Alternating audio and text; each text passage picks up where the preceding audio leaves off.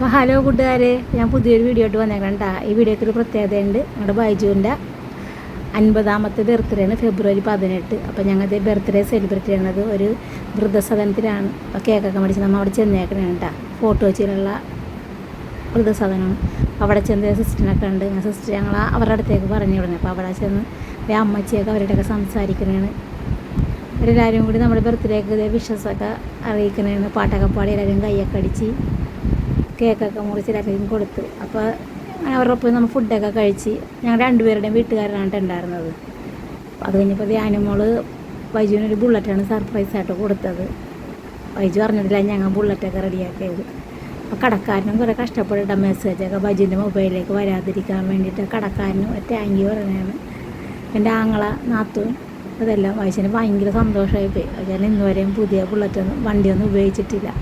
Second hand വണ്ടിയൊക്കെയാണ് ഇപ്പോൾ ആരുടെയെങ്കിലും വാങ്ങിച്ച് ഓടിച്ചിട്ടിരുന്നത് വെച്ചാൽ. അപ്പോൾ ആദ്യമായിട്ടാണ് ബൈജുവിന് പുതിയൊരു വണ്ടി കിട്ടുന്നത്. അതിൻ്റെ ഒരു ത്രില്ലിലും കൂടി ആയിരുന്നു. അങ്ങനെ ഞങ്ങൾ വണ്ടി എടുത്ത് കഴിഞ്ഞപ്പോൾ ഒരു കേക്കൊക്കെ കട്ട് ചെയ്ത് അതെ ബൈജുവേട്ടൻ ബുള്ളറ്റൊക്കെ ഓടിച്ച് നോക്കാൻ വേണ്ടി പോകണേന്ന്. അപ്പോൾ അതിൻ്റെ ഡോക്യുമെൻറ്റ്സൊക്കെ കൈമാറി.